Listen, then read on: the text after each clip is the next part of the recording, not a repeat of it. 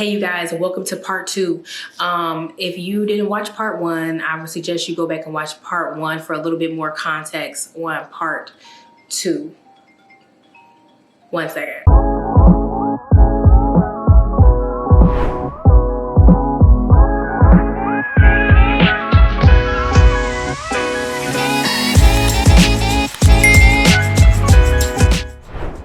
So in part one, we start the video by talking about how the Lord wanted me to share my testimony about my marriage and my divorce, right? It's not something that I typically talk about. I kind of try to stay away from topics concerning marriage because I don't like to speak on things prematurely. However, the Lord is like, I want you to speak on this. So part one was more so like my testimony, my experience, what the Lord told me to do, people's reaction to that, why he had me do the things that I did, the spiritual grounds for me to be gone from the situation. And now in part two, we're going to talk about two things.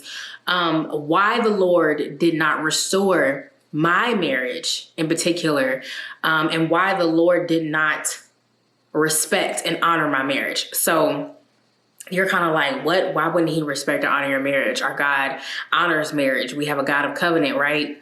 Right. But bear with me, okay? Bear with me. Please watch the video in its entirety before you get the, promise you it's going to be good. So in part one, you guys constantly hear me say that I did not want to get a divorce. And I truly did not want to get a divorce, right? I also say time and time again that I was in prayer asking the Lord to bring my husband back, asking him to restore my marriage, and how I heard nothing from the Lord and received no instruction from him for almost 4.5 years, okay, before I actually filed for divorce, right? And in that time, I accepted the Lord's will and I remained obedient because I understand that when the Lord gives us an assignment and he tells us to do things that they're time sensitive. So I was obedient and submitted to the Lord's will. But as I was doing that, I can't lie to you all and say that I didn't ask why, that I didn't wonder why. I saw people who had marriages way worse than mine that were restored and shared their testimonies online. These were the testimonies that I would cling to that would encourage me in my wait for my marriage to be restored, for my husband to come home. I have to understand that I have a loving father and that he wants to be concerned with all things that concern me. So I didn't deliberately go to him and ask why, right? Because I felt like I would have been being a little disrespectful, but he heard my heart. He heard my heart to the point where I didn't have to go to him and ask because it was a concern. Why didn't the Lord restore my marriage? Why couldn't you do for me what you did for them? Why couldn't my testimony be similar to theirs? Why did I have to get a divorce? Why did my family have to be torn apart?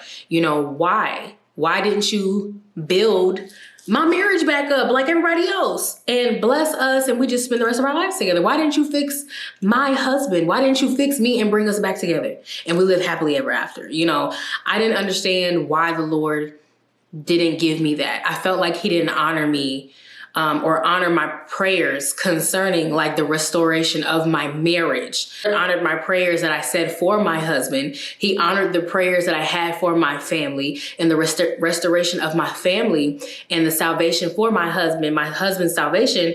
But the marriage itself, it seemed like the Lord never really had much to say about that. He came to me one day and the Lord told me that he never respected my marriage. He never honored my marriage. And when he said that, I was like, what? What do you mean you never respected or honored my marriage? Aren't you happy, when people get married? Aren't you happy when people get married? And the Lord really, really, really, really got on me and was like, I am a God of covenant. He told me to go to Genesis chapter 4 and to read the story of Cain and Abel. And he told me to answer this question. He said, tell me, why did I respect Abel's offering but not Cain's? And then he gave me the answer to the question. But at the time, I didn't know it was the answer to the question because I hadn't done my research yet.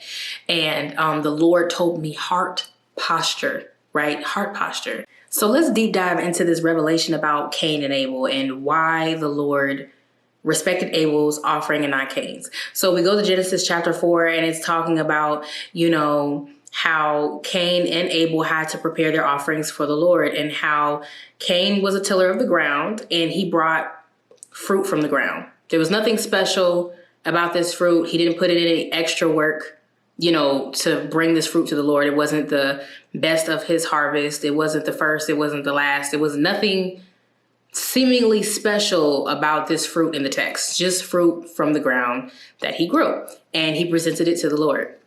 Now, Abel was a keeper of sheep, and Abel brought the firstlings of his flock and the fat thereof. You can see the difference, even though the Lord doesn't deliberately say why he did not respect the offering in the text. It's kind of insinuated and it's hidden between the scriptures, right?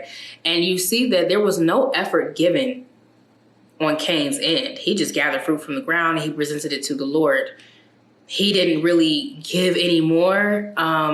He didn't really put much work in to please the Lord. Abel, on the other hand, said, I'm going to bring the firstlings of my sheep and the fat, and present it to the Lord. And you can see the effort. You can see the desire to honor the Lord and his offering, and it pleased the Lord, and the Lord respected it, opposed to Cain, who just brought him some fruit from the ground. The Lord said Cain's heart posture was wrong. His heart posture was wrong.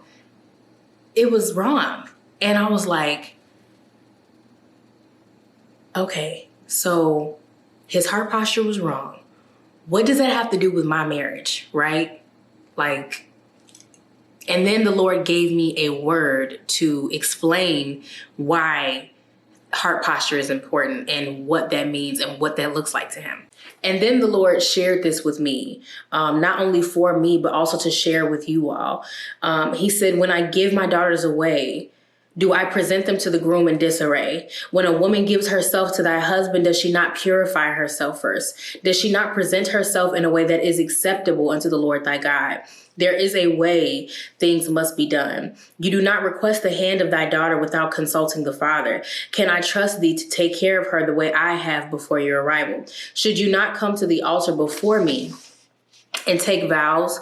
Should not a covenant be made before me that I may entrust my precious jewel with you? Should people not bear witness to this covenant, this exchange? Should it not be recorded with tools of men? Where are your records? Even my prophets documented their prophecies with others of strong faith, and it was written and officiated. Why do you come to my daughters with poor heart posture? Why do you present your offerings like Cain and not strive to be Abel? Why would I respect your efforts to half honor my daughters? Why do you not take your wives and remove them from their parents if you are able? You must be men of covenant. Rings and diamonds I do not honor, but in the manner it was offered, I will respect. The wedding I do not honor. The making and the solidification of the covenant is what I honor.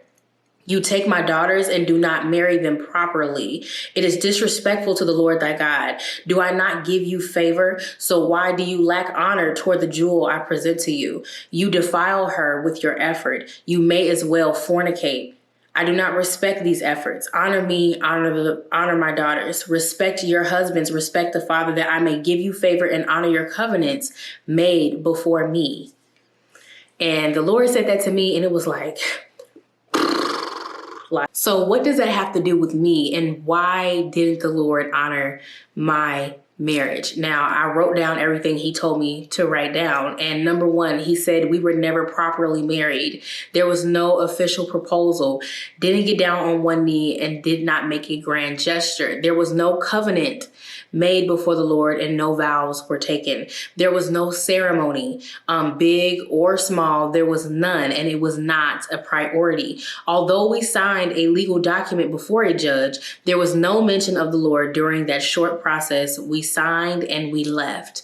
The Lord said our heart posture was all wrong. Minimal efforts were made to do this the right way, and through our efforts to marry, the Lord could see that we were not what we were doing was not honorable in his sight. Not only were we not properly married, we went about it all wrong. The Lord was not pleased, okay? The Lord said, I never left my father's house.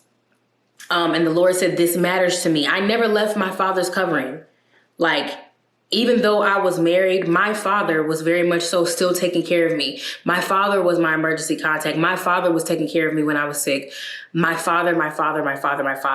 I never left my father's covering spiritually or physically, and the Lord was like, you never left. The Lord said there was no place for him.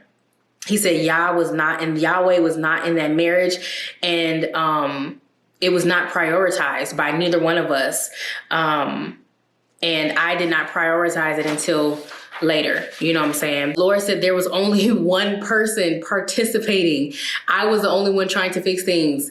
And the Lord said a covenant cannot consist of just like one person, it can't be one person in a marriage, that's not how it works. And the Lord said to me, lastly, that there was never a marriage to restore to the Lord. He said this was not a union. So I was just like, what? Like, it just puts things in perspective because like I told you guys, I had been praying for years. To God restore my marriage, just to find out that, I'm praying for my marriage to be restored. And the Lord is like, what union? What marriage? Girl, that ain't no marriage. That ain't no covenant. That ain't no union. Like, I don't know what you think that is. Oh, this piece of paper? That's what you think this is? That ring, he not even wearing a ring. Y'all think that I'm going to honor this? That I'm going to respect this? What in the world is this? I was just like, you know what? You're right. And my situation is very peculiar. So I don't want you guys to think like, oh, if you skip one of these steps that the Lord is not going to honor your marriage, or that because you didn't do things a certain way that he's like, forget it. Because remember, he said that in the way that it was offered or in the way that it was done, he will honor and respect it. But there was no honor, there was no respect in anything that was done. There wasn't even no ceremony, no exchange of rings, no vow, no covenant made. I didn't even, leave my father's house, my father's covering, and there was no respect or honor in anything that I did. So the Lord or anything we did. And the Lord is like, you guys didn't honor your families, by the way you married. You didn't honor yourselves, one another. You guys definitely didn't honor or respect me, but you want me to respect whatever this is that you guys conjured up that you call a marriage. And also, let's look up the word restore, the definition of the word restore. It says to return to a former condition, place, or position, repair or renovate so as to return to its original condition. Give back to the original owner or recipient. Restoration says the action of returning something to a former owner, place, or condition. The return of a hereditary monarch to a throne. Reinstatement of a previous practice, right, custom, or situation. When you read those definitions, basically like, and to the Lord, my union was not a marriage. It was not a marriage. It was not a covenant, right? The marriage was never good. Like from the moment we got married, it was a mess. Our relationship was a mess. It was full of sin. There was nothing honorable, respectable about it. So then I'm in prayer, asking the Lord to restore, bring back to its original condition. What exactly did he have to restore? He looking at this situation like, what exactly am I restoring? What exactly am I bringing back to its original, position or state? And this whole revelation, all these revelations really put things into perspective. I'm really sitting here asking the Lord to restore, to bring something back to its original condition. I was asking for the wrong thing. For years, I was asking the Lord for the wrong thing and didn't understand why. And I didn't understand why the Lord didn't restore my marriage, and why he couldn't just make that happen for me, And I was just like, wow, I felt ashamed. I was ashamed, dang, how could I really ask him to restore that? Like, why would I do that? You know? And, you know, I love this person. You know, I love this person, loved this person, was in love with this person, you know, but we all know that we're grown enough to understand that, you know, loving someone and you have no biblical principle to stand on, no foundation in Christ, no covenant with the Lord, you know, and this is not a man of covenant and you're not a woman of covenant, you know. So that's the end of my video. I hope you guys really enjoyed part 2 and that you guys received a lot of revelation from it. If you haven't already, like, share, subscribe. And then I hope you guys are ready for my next video, which is going to be a Q&A for the Judgment Line dream, because I have received so many questions and I want to answer all of you guys' questions and clear up a couple things. So you guys stay tuned. Thanks for watching. I'm Abria Serenity and thanks for tuning in.